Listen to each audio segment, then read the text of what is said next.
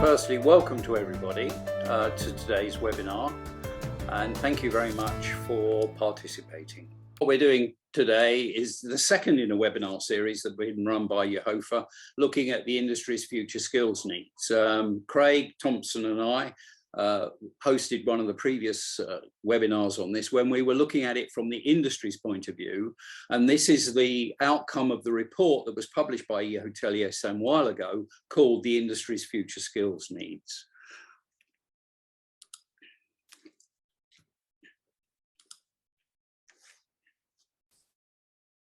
So what we're doing today, after this brief introduction, a quick introduction of the panelists. Then I'm going to take you through some of the key report findings for education and training. We then have a number of questions for discussion amongst the panel, to which I'm asking that you might wish to contribute.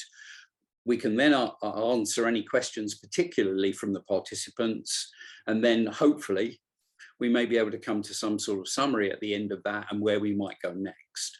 But before we do that, when I finish this brief presentation, I'm going to ask you a number of poll questions that will help to set the whole thing in some sort of context. So I have 3 polls throughout the webinar, and I'll start the first one as soon as we finish this part of the presentation. So our panelists today are Craig Thompson, who's the CEO of the ICE. I'm sure Craig will wave at you. Dominik Zembowski, who's the Dean of SHMS in Switzerland. He's the one with the fancy photograph at the back and the snow on the ground. Andrew Bower, the principal of the Edge Hotel School with his branding and logo. Stuart Wiggins, Pro Vice Chancellor at ICMS in Manly in Sydney, and he's got that wonderful sunset in his background. And my name's Peter Jones, and I'm the moderator for this.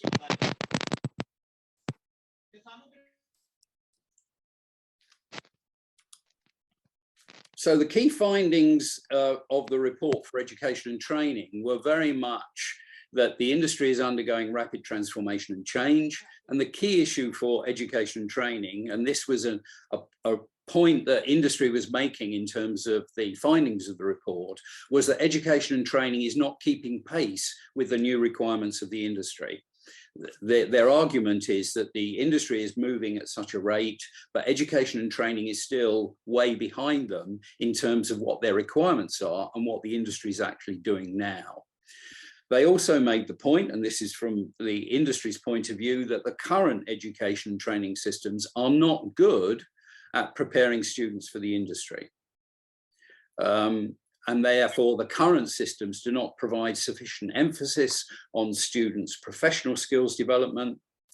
And perhaps at the latter point, which is quite telling in many ways, is that industry places a higher value on professional recognition rather than academic qualifications.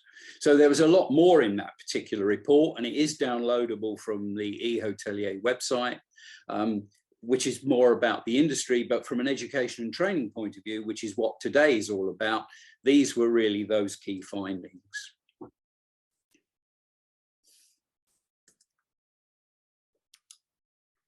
So the questions for education and training are really now, how can we respond? If the industry is telling us that they are rapidly changing, are we as educators flexible and fast enough at responding to change? And what are the barriers that might be stopping us responding to change? The second area is, are we really engaged with industry, or do we pretend that we're engaged with industry, but we really don't have that level of engagement, which means that we understand and working much more collaboratively with industry. An issue that's certainly true in many countries of the world is that, have we lost or are we losing hospitality education to business education? It was a telling comment from Craig that in Australia, I think not that many years ago, and certainly when I was there, that we had some 20 odd very discrete and distinct hospitality education departments or schools in higher education in Australia. Now there's only one left. So are we actually losing hospitality education to business education? Is it becoming subsumed? I think Dominic had a different word for it, but hodgepodgeological or something he called it. But are we losing that unique focus of hospitality education that would ensure that we're actually working with industry and providing for the student the opportunity that hospitality actually gives them? So it then comes to a set of questions about how can we develop courses that are flexible in meeting student and industry needs, are engaged, provide professional skills, but also equally important, the industry culture to better prepare students for opportunities within the industry. And how do we develop courses that provide professional recognition in addition to an academic or vocational qualification? So now the webinar. So I will now stop sharing my screen. And the first thing I would like to do is to do the poll. And this is just to get an insight or an understanding of what's going on in terms of your student numbers. There are two questions here that I would like you to answer. Are your student applications for hospitality going up, going down, or are they about the same? Are they increasing, are they decreasing, or are they about the same? So if you could answer that now. Whoa. I'm laughing. I shouldn't be laughing because I can see the results and you can't. But at the moment we have, okay.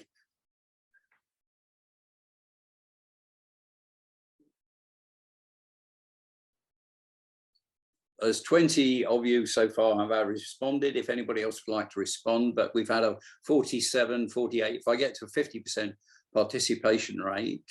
And the second question is relation to internships. Is it easier to find them?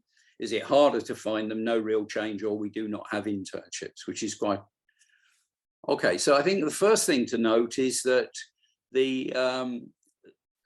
so the first question is that we have 44% of all of you on the webinar today are saying that you're seeing a decrease in student numbers. Some of you, 32%, are about the same. The increasing numbers, there's about 24% at the moment who say that their numbers are increasing. Now, I did suggest there that's vocational and undergraduate. And of course, we haven't determined this by geographical location. So we know in some parts of the world, perhaps you may be seeing an increase, whereas in other parts of the world, you're seeing a decrease. But the overall picture is that we're seeing a decrease in our student numbers entering into hospitality programs. So I'm going to end the poll there. Most of you felt that it was easier to find internships than it was before the pandemic. And that may be, of course, a reflection of the skill shortages which the industry is currently facing. So I'll just quickly share those results with you. I think the most telling point for me is that as a group of people, hospitality educators, we're seeing a net decrease in some areas of hospitality students, or our numbers are approximately the same. Right, so that brings us on to the first question, really. And the first question, and I invite my colleagues on the panel, is really just on the basis of that poll. Is there anything surprising in that, or do you feel that this is something which is happening across the world? And Craig, you might like to comment because you have members, international members. Are you seeing that net decrease in interest in hospitality from the students' point of view? And what impact is that having on hospitality education in a general sense? Yeah, thanks, Peter. I mean, it's obviously a complicated pattern. When you look at anything globally, there'll be areas that say, well, we're not feeling this. Our numbers are growing, but I think certainly in let's say the more mature economies where tourism and hospitality as a discipline has been taught for the longest, and I'm thinking now that the UK, the parts of Europe, Australia, I think certainly in these areas, we're seeing, difficulty in recruiting students, declining numbers of students. That to a certain extent is obviously offset with growth in places like Vietnam and India, etc., maybe in China, but it's I always compare it to the kind of the life cycle model of the product, and we've got a lot of programs and institutions and departments that have passed that peak and are frankly declining, and we're in a situation where not only is the product becoming old and outdated, but the industry is looking for different things, students are looking for different things, and our own institutions are actually looking for different things. So we've got this existential challenge to departments. Obviously today we're specifically looking at the industry sort of challenges, but really there's existential challenge to programs and courses, and yes, it's not throughout the world, but it will be throughout the world, and I think that's the important thing. What's happening now in the UK and in Europe and Australia will happen elsewhere unless we get some answers, and I think that's what today's presentation is about. Okay. Stuart, your research that looked at, Stuart's undertaken his PhD recently and was looking at the employability of hotel graduates and so on, and the gap that seems to exist between their sets of skills on graduation and what they really need in entering into the industry. But I mean, in terms of Australia, we already know that we're seeing a slight decline, or you are seeing a decrease in the number of students. But do you think what you came out with in your research, there's a relationship between what you were finding and why there is that decrease? Stuart. You're on mute, Stuart. Yeah, I'll ask him to unmute. Thanks, Peter. Sorry, the original intention of my PhD was to focus on the graduate moment, but the longer that and it was a very long PhD, I'll qualify, it took me a long time. But they all are. But by the time that I got to the end, it was very much focused on entry-level employability, because the further into the research that I went, it was talking to me that the first year of the undergraduate curriculum is really essential for all the stakeholders, the student, the industry, and also for us as the educator, because our discipline is not about, hopefully everybody would agree, it's our students tend not to want to just sit in the classroom for 3 years and then go into the industry after graduation. They tend to want to work pretty early, and we want them to work early, and our industry partners are clamoring for their services early on in the piece. So which focused me in on the first year of the undergraduate curriculum. The interesting thing for me was that when I read the report that you published recently on future skills, there was almost 100% alignment between what you found and what I identified as the entry-level employability characteristics that are required, and that really is quite interesting for me. And they were proposed in my thesis as being the important things to develop in the first year of the curriculum, and so which suggests that we can future-proof our students by getting started in a more focused way with industry in the first year of the curriculum, rather than focusing at the graduation end of the piece. Yeah. Okay. That makes sense. Dominic, do you think that your views in particular, I mean, you sit from a rather ivory tower, as we can see, it's behind you in Switzerland, that we have perhaps lost our way in terms of hospitality education a bit, that we've seen that net decrease that's happening. As Craig points out, it's happening perhaps more in Europe and Americas at the moment, but will eventually happen throughout the world. So what have we lost? What's gone from what we were offering that's caused that position, especially as we all know there's a huge demand for graduates, whether vocational graduates, undergraduates, whatever. There's a huge demand for staff within the industry, and yet the supply line that we were providing is now diminishing. I think post-COVID, everybody had a rethink about what the demands of the industry really was for them. But it's interesting, when I speak to hotel school directors, there's absolutely no dip in student numbers. They always tell you that they're bursting at the seams, that they're ready to go, things are looking up. I mean, we do know that there's a proliferation of skills imparted in some very good schools throughout Asia now that maybe 10, 15 years ago didn't have the equipment. But when you see some of the schools out there, the Taylors of this world, then this means that our undergraduate numbers, people might want to finish off in Australia, finish off in Switzerland.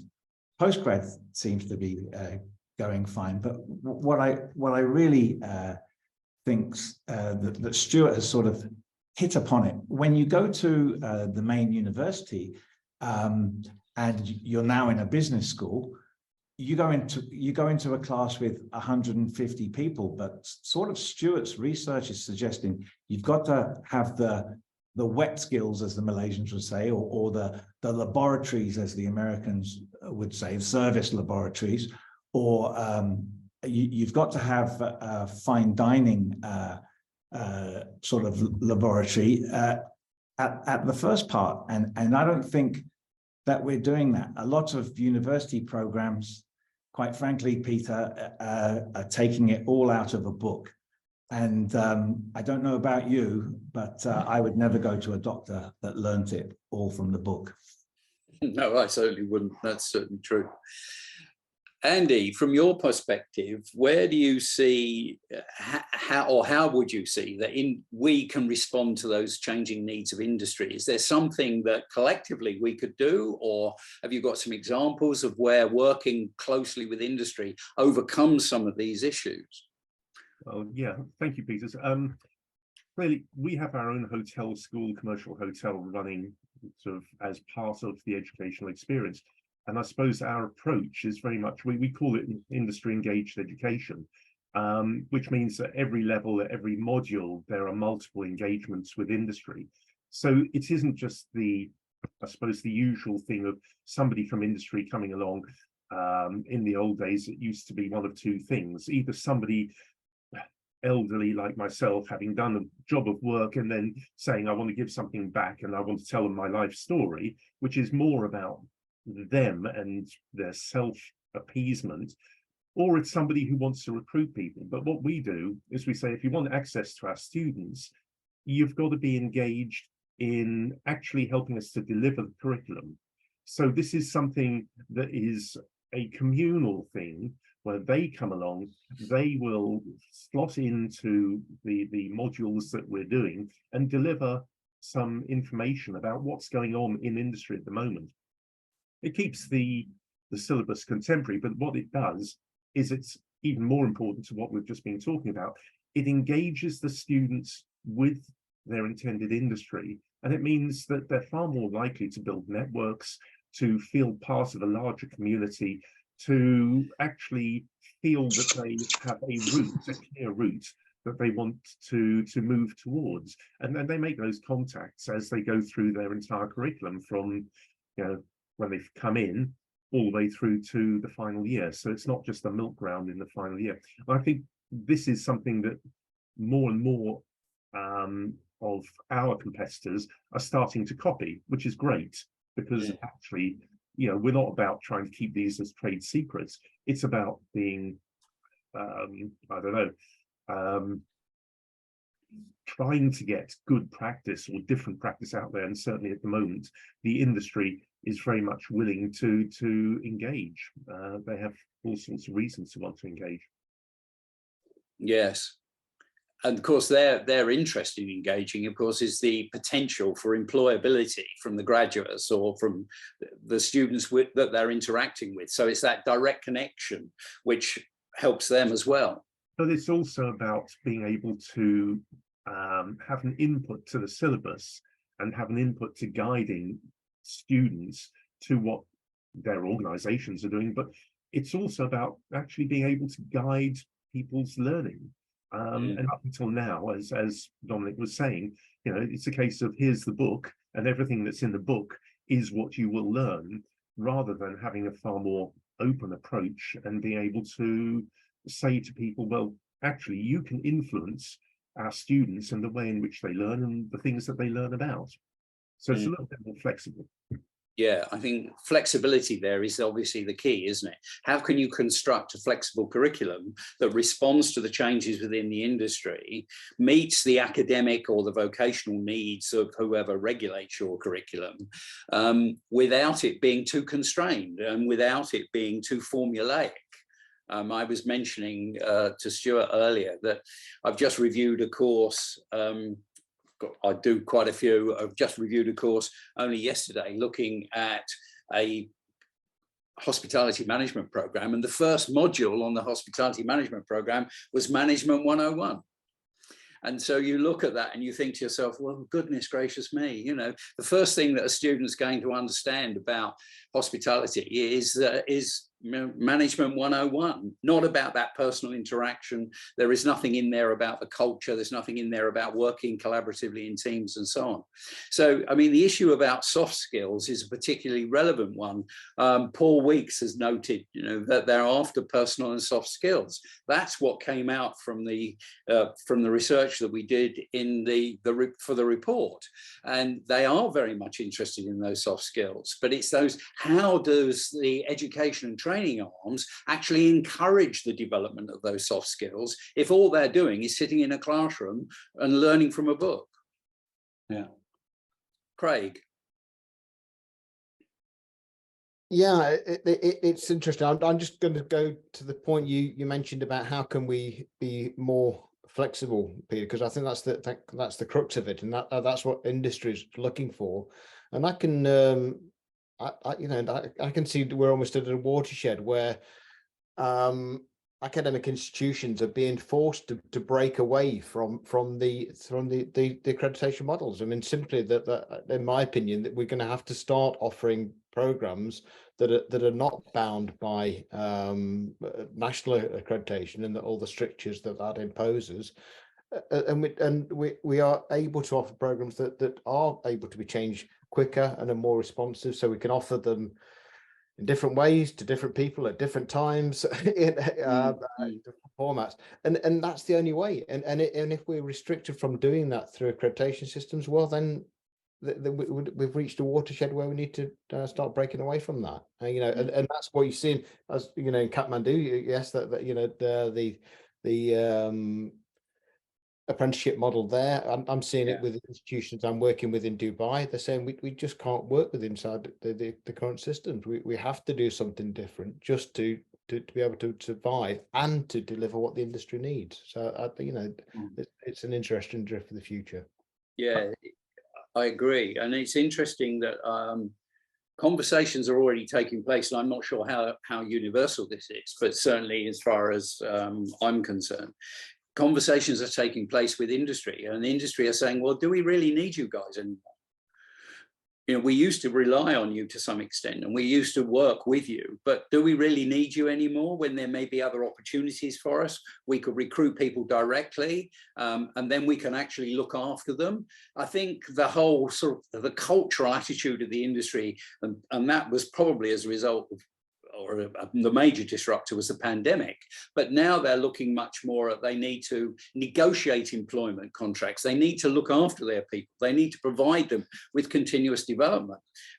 And many of them are almost saying, well, look, we can do all this now, we don't need you guys. Why would they need to go to an education institution when we can probably provide that, A, to meet our needs, but actually create a much better experience for that individual? Yeah, Dominic. Yeah, I mean, no doubt regulatory wise, in highly regulated educational markets, there's this lag of time. One colleague was joking with me the other day about the training packages in Australia to be a florist, and you know, still in the essential skills bracket, was able to operate a cash register. You know, I also spoke to Margot McNeil, who's one of the bright lights in learning and teaching education in Australia. And she sort of agreed with me to go through the governing body to get a degree through sometimes takes up to 2.5 years. So then what happens when we're adjusting and ChatGPT arrives across your desk and you want to get the students engaged in it because it's not going to go away?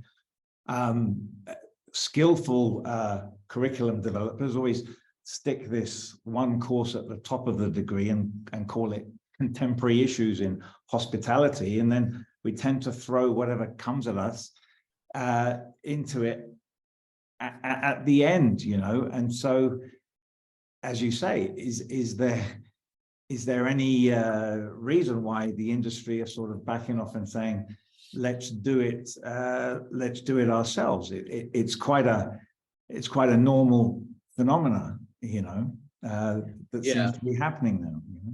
Yeah, and of course it's now happening in other industries as well. So they're seeing models of this occurring elsewhere. So if you take the UK as an example, last weekend they actually talked about providing apprenticeship programs for nurses and doctors. So they wouldn't actually have to go to university. Well, they would actually be directly employed. And I thought, well, we were probably doing that in the 19th century. So, you know, there might not have been much change there, but I can understand where they're coming from. And from an employer's point of view, and also from the individual's point of view, there could be some real benefits for that, not the least of which costs. Craig. There's a mistrust in university education. And I go back to the old Times Ed 2015, when Ernst & Young, they dropped your GPA or your degree classification as the sort of marker for graduate recruitment. And because they said there was no evidence that success at university is linked to achievement in professional assessments. So if they're giving their own numeric tests and online strength assessments to university graduates, plus with the advent of micro-credentials and all these things, what bodes well for university education? I'm not sure. It's very interesting at the moment. Sorry, I think that we're touching upon a concept that I'm quite interested in and is an avenue for us to explore. And that is the whole education process as part of the broader professional development piece, because I think we're guilty of often looking at our curriculum as, you know, as being an island within the whole professional development of an individual and getting involved in the industry's professional development. And for me, I think that the opportunity for us is to work with industry so that we've got more relevance in professional development. You know, we've got to question why, as you say, Peter, industry want to go it alone. Why would industry have to invest so much of their own money in creating their own departments to run professional development, when we are the education institutions that have got a lot of power and knowledge to develop and provide? And I know ICMS at the moment, we're looking at the whole professional development of our students, of which the curriculum is one part. And we're developing a professional development lab which we engage with industry through, that is available for all of our students to accelerate their employability and engage and their networking with industry, if they choose to. But so adding these value adds to the experience that will show that and prove our relevance with industry and bring them into our operation more. What we're interested in doing is developing this culture of employability within the college, so that we walk the talk every day. And that means that industry have to be there more consistently than just being invited in to do the odd guest lecture or come onto a course advisory committee. They've got to be part of the fabric of the college. And only by developing this will we then be more relevant to professional development for industry, as well as working on the professional development of our students and getting our students to see that this is a professional development process. Yeah, and I rather take the word professional development in all of that, because one of the issues I think for our colleagues that might not be in the higher education level is they're often referred to as vocational schools. That might be part of their culture within the company, within the country, sorry, but that doesn't take away that level of professionalism that we've got to try and make sure that we have this culture of professionalism, that we are seen as being a professional body, if you like, that actually is contributing to the wealth of the industry overall. And sometimes I think that gets a bit lost. We get seen in a different light. But I mean, I want to ask the question for our colleagues Peter, who are not in higher education. Peter, go on, Andy. Before we go in, I mean, I know Craig has had his hand up as well, so I'm just going to bunch in here and go for it. Far be it from me to criticize things that people have been saying, you in particular. I'd throw one view out there, which is, if industry wanted to do this and they have the money to do it, why haven't they done it? I don't think that industry is too bothered about setting up their own qualifications. There's some great examples of industry where they have set up their own qualifications, where they've done their own thing. But given the size of the industry, I think they are still looking at various forms of educational providers to do it for them. It's not an area they want to go in. And let's face it, post-COVID, they have had more pressure to do this than ever before. And there really hasn't been a huge groundswell of organizations doing it. So to say, well, you know, industry are going to be doing it. Sure, there are going to be some who will be doing it. But I think the responsibility is still on us as suppliers to provide that support. And as Stuart was saying, engage with industry beyond that horrific term, the industry forum or the industry advisory group, which is an absolute terror. They've got to be part of the fabric of what you do every day. Yeah. You know, and I think we should move away from this idea. We're in a strong position to be able to provide industry with support. We've got to move forward. They're coming to us. I think, you know, we've got to facilitate that movement where we actually engage with them, rather than in the old, we're academics, there's industry, and there's a gap between us. Yeah. No, I'm not disagreeing with you. What I am suggesting, though, is that they're not necessarily looking for academic qualifications anymore, and that they are actually saying it's not what it's more about getting some sort of professional recognition, rather than I need these to be qualified. I need them to have this. What they're saying is, can they be recognized? And I go back in history, not that long ago, but if you did your management training at the Savoy, that's all you needed. You didn't have a degree.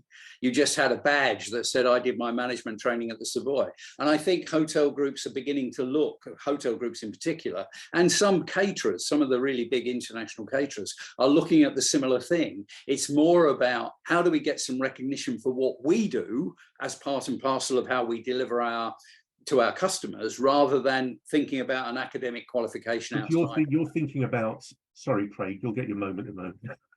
He's still waiting there with your hand up. Go on, unmute yourself. Join in, get in. But Okay. I think, you know, this idea of industry having, you know, a badge of honor and this sort of thing, I don't think you're then thinking about the next generation and what they're looking for, which is they don't want to just go to one location. They want to travel the world. They want to have all sorts of experiences. And the thing they can take with them is a degree or a qualification. Just working with one well-known brand doesn't always do that, and they're looking for this transferable qualification, whatever level it may be, which they can take, whether that be from, heaven help us, Swiss hotel schools or Australian hotel schools or wherever they may be. You know, that's something that is a brand that is transferable. And I think we've also got to think about what, you know, the next generation of professionals are looking for. Go to you before you. Okay. Interesting. I will jump in there because I think that's changing as well. I think with what we're seeing in students is that that they're being far more vocal and active in terms of their demands. And if the course is not delivering what they expect right from the start, they'll switch. And we're seeing that. We're seeing students joining courses, giving it a taste, and then switching out. And I think that that's very much a feature of you know, the younger generation today, that they will switch more quickly than they have in the past. I just want to look at a couple of comments, because there's a comment from Paul about the rightful place of hospitality in higher education, and there's a comment from Sarah, and they're interested as well. And I think that they both point to the fact that we've within higher education institutions, we've developed hospitality and tourism, but the institutions themselves, and I say the accreditation systems, but the research exercises and the institutional demands have forced a shape on our programs that's traditionally used to be the 4-year degree. Now it's the 3-year degree, always with a research element at the end. So even when we do engage with industry, we say to them, okay, well, how would you like to engage with this 15-week module? And how would you like to engage with this research project? And they go, well, we don't, because that's actually not, you're offering us to engage, but with what? We actually don't want the degree, and we don't want the research element. I mean, let's face it, how much of the research that is actually conducted by students or academics is really sort of use, and can we see it reflected in the industry? Very, very little. You know, so I agree with Paul's comments that yes, there are certain institutions that rightfully claim their place amongst higher education research institutions, but the majority, in my opinion, need to break away from that and say, you know, we need to be doing something different from the 3-year degree, something different from the dissertation at the end. And if we don't, then we be more and more irrelevant to the industry.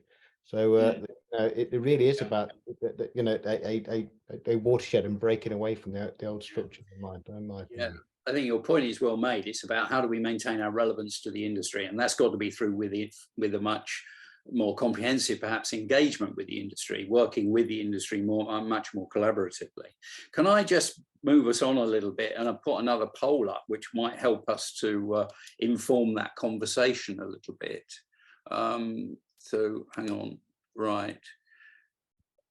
Industry engagement, and I want to come back to the curriculum one at the end, just to get a sense of what we've been talking about of engagement. So I'm not sure that you can answer all these questions actually, but I'm hoping you can. So because it's multi-choice, I think you can probably tick them all, but if you can't, can you just select that one which is the most important to you? Oh, there we go. No, you can select them all. So that what I'm trying to get at from this is, what is the nature of the engagement that the participants today have actually already got with industry? So industry field visits seems to be strong. Staff industry secondments. I mean, in some institutions, they almost make that a rite of passage that their staff have got to be seconded to industry and so on. Engagement in student projects is obviously quite strong. Most people have got an advisory board. How valuable that is might be another matter. You all participate in recruitment fairs, I'm sure you do. Very little industry sponsorship of students, and not too many where industry are running masterclasses and you've got that level of engagement with the industry coming in and delivering part of that curriculum. So that's in itself, there's just that one question. And I'm going to stop that now because we've got quite a lot of responses to that. So yes, there's some good evidence, although it's only 65% direct engagement in projects. We'd expect advisory board and recruitment fairs, not so much industry sponsorship, direct sponsorship of students, which might be another area. Obviously some field visits, but not as strong, nowhere near as strong in terms of that notion of industry, staff industry secondments, and whether there might be the opportunity for staff exchanges in that area to help to build the curriculum, but also to better inform the industry. So I'm going to stop that poll at that point. So I think there's some quite interesting things that have come out of that. And can I'll do the last one because we're coming towards the end and I want to give you a chance to ask any specific questions and try and summarize. This is about how quickly can you change your curriculum to respond to the industry? Are you in control of your own curriculum or not? Is it difficult to make changes, or not too difficult? Or in some cases, of course, you might be impossible because you follow an external curriculum. You don't have any choice about what goes into your curriculum because it's completely externally regulated. And how quickly can you do it? Not so quickly. We haven't got anybody that can do it quickly in terms of making those changes. Some of you say it's impossible because you can't control it. We could actually make this, if I might think about how we might do this again in a slightly different way, because clearly I think there's going to be a different response from those organizations which are private and they can make that sort of change themselves, and those which are particularly regulated, either through the university sectors and the higher education or through the vocational sectors where they don't really have any chance of changing the curriculum. But at least what this might be doing is helping you to go back and say, hey guys, you know, we need greater collaboration, we need greater input, and we need a faster response rate in terms of trying to change that curriculum. So there's only 18% of you that are in control of your own curriculum. 43% not too difficult because you can make some internal decisions. Difficult, 31% say that it's difficult, regulated by other agencies, and 10% impossible. So 41% say they can't do it or it's really difficult. 41% say it's not too difficult, but we can do it internally. And only 16% say that they can do it easily. But if you think about the timings that it takes, only 19% can make changes quickly within a semester. Not so quickly, more like a year is 48%. Slowly would take over a year, 26%. And some 6% say it's impossible because we don't control the process at all. So I think, Dom, you made that point the other day, didn't you, about how quickly can you respond to change and how difficult that is. Yeah, and it depends really, yeah. Are you private? Are you overly regulated? Are you part of, you know, sometimes the university can be a big monster as you try and put things through. And also, I mean, we probably should look at this from the administrator's point of view as well, because if you go into a position, you're a great teacher, so they sort of bump you up to assistant dean or something, and then you start to do all these tasks. Have you got an industry feedback board? Well, you tick that box, that one's ticked, and you have a quick chat with them, you know, that's moved on. Do you go on field trips? You organize one and that's moved on. So there's a lot of, it's quite interesting. You've got to really, really want to do it. Andy made a comment about industry boards, but the best industry board I ever saw was run by Fritz Gubler from the Blue Mountains when he was an owner-operator. And I, as his dean, inherited a $5,000 bill after the first industry board.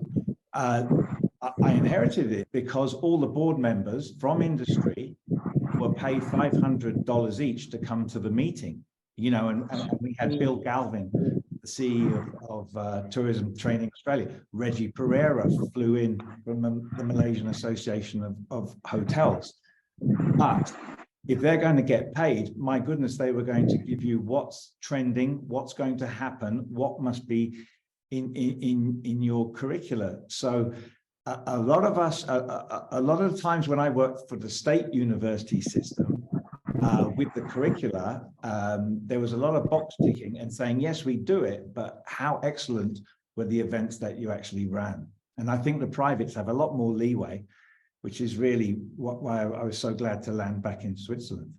Yeah, no, I agree. And I think I probably left you that bill anyway. It was probably inherited from my time there. Yeah. I've asked anybody,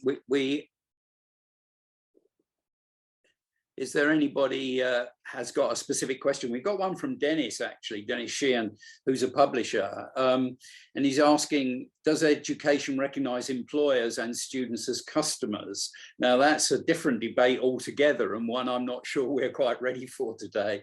But we tend to look at them as either co-collaborators in terms of employers. But do we really treat them as customers, or is it, I think the general answer is no, we don't.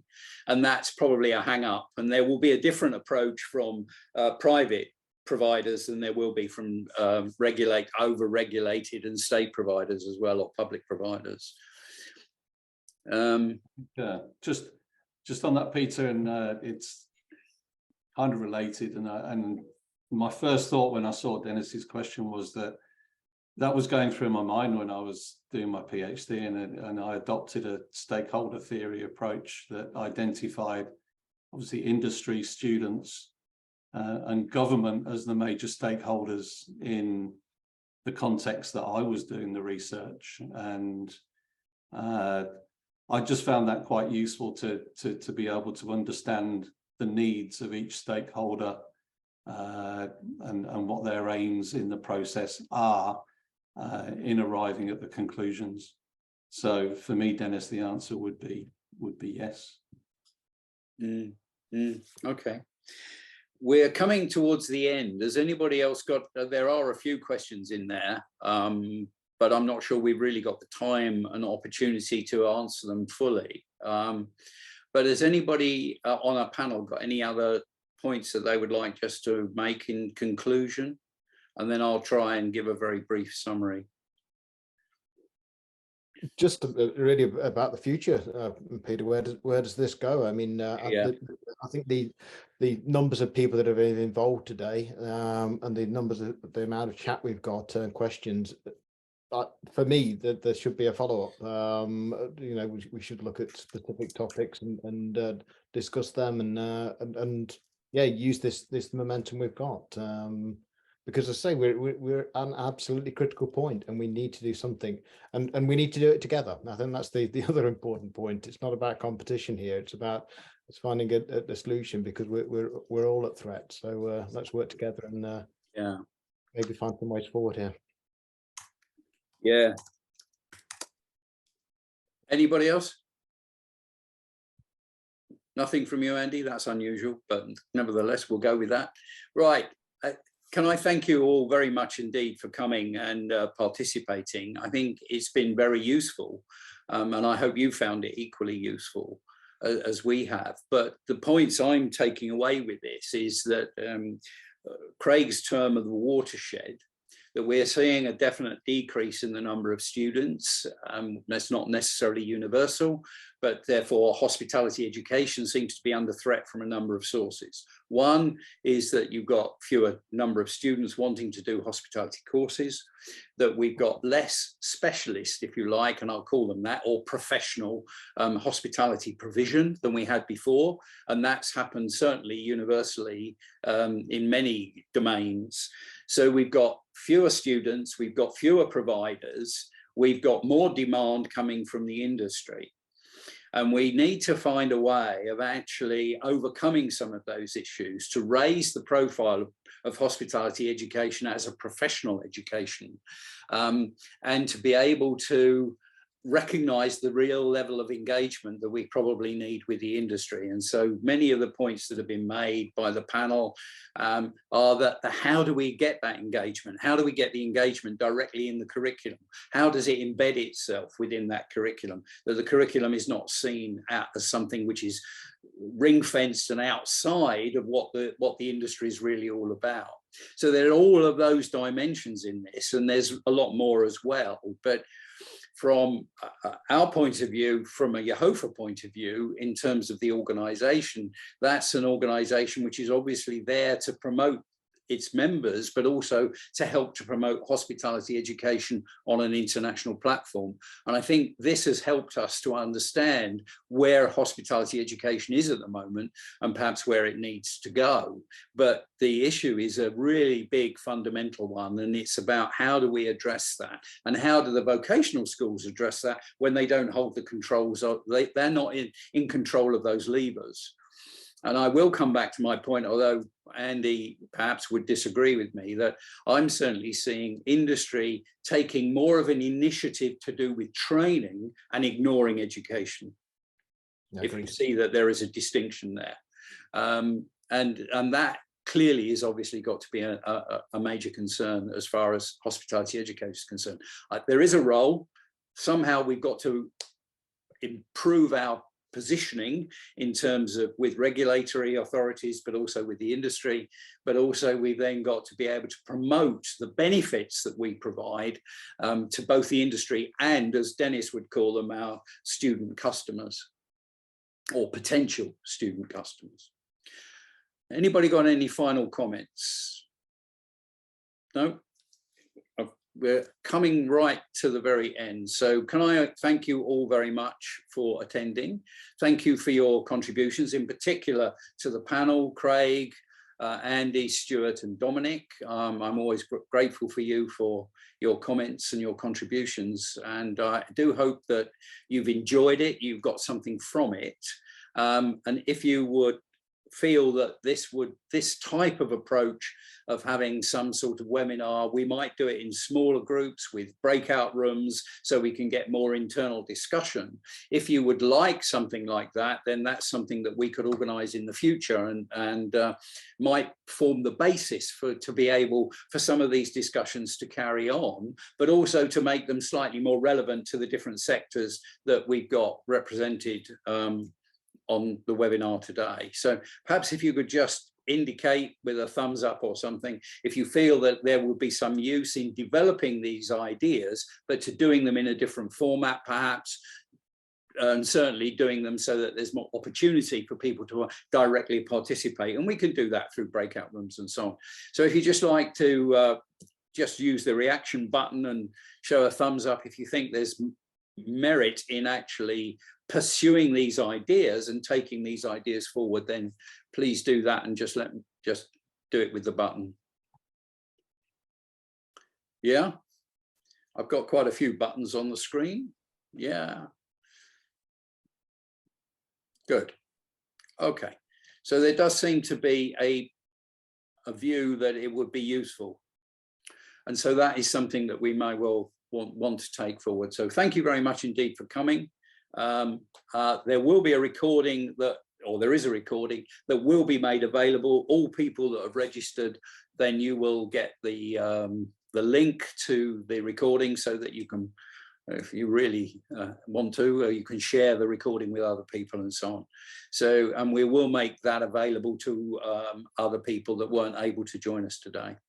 So thank you very much indeed for coming. Thank you for your contributions. Nice to see you all. Thank you. Thanks a lot. Bye now. Thank you. Bye-bye.